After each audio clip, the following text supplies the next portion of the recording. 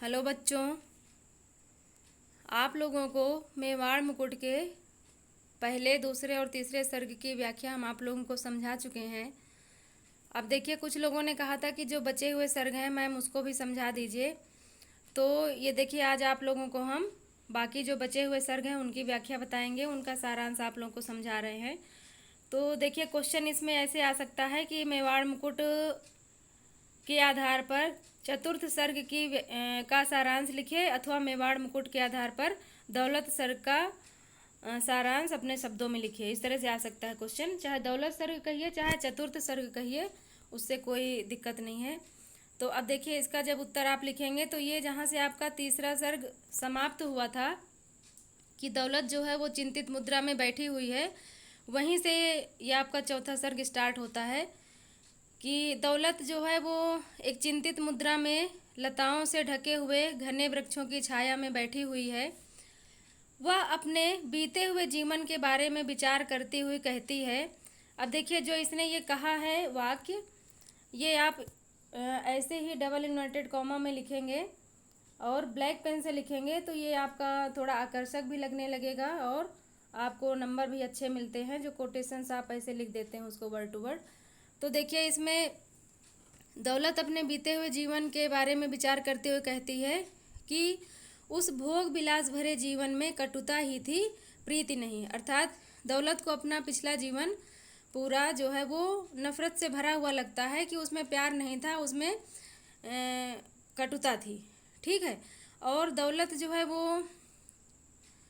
को अपना विगत जीवन यानी बीता हुआ जीवन कभी भी अच्छा नहीं लगा। प्रताप की सज्जनता को देखकर वह महाबली अकबर के विषय में विचार करती हुई कहती है।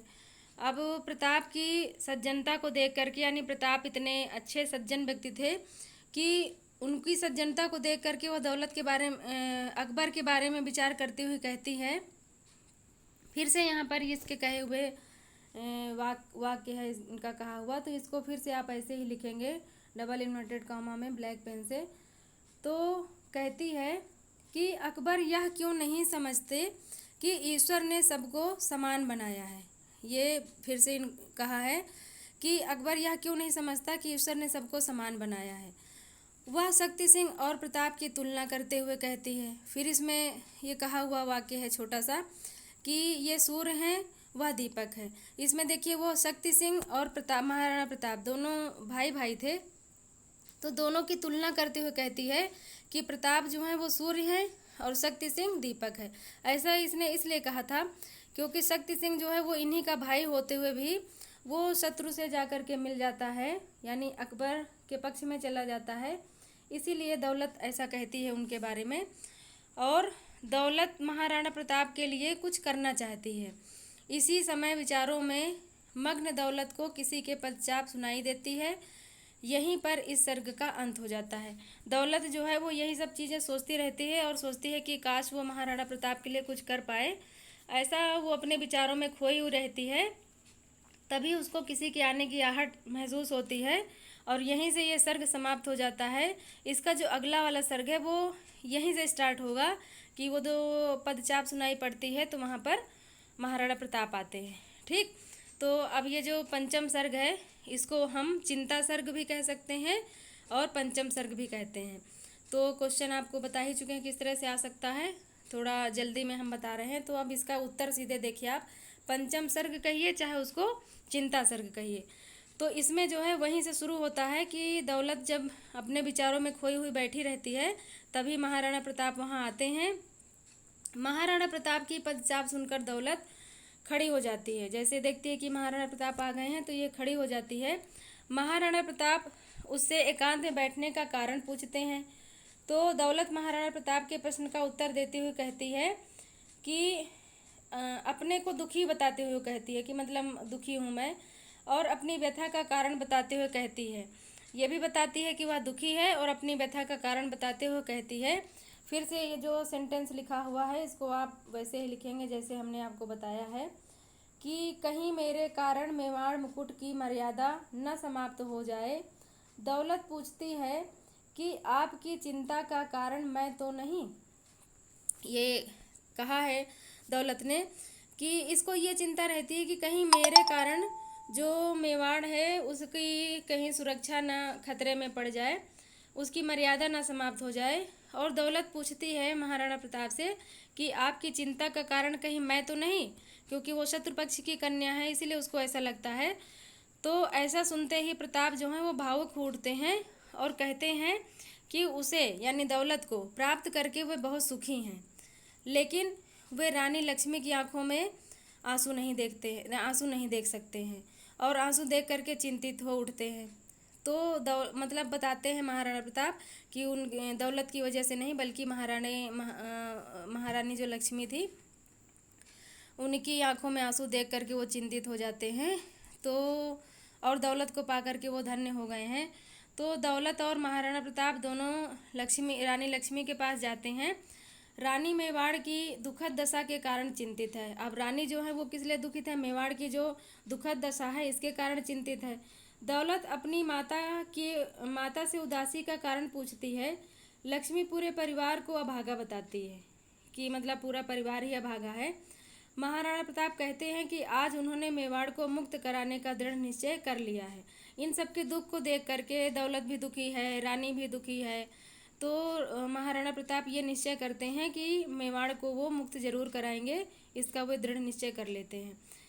इसके लिए वे सिंधु देश से साधन प्राप्त करने की बात कहते हैं। मतलब अब इनके पास कोई साधन तो था नहीं, तो सिंधु देश से साधन प्राप्त करने की बात कहते हैं और अकबर से युद्ध करने के लिए तत्पर हो जाते हैं। अकबर से युद्ध करने के लिए भी तैयार हो जाते हैं।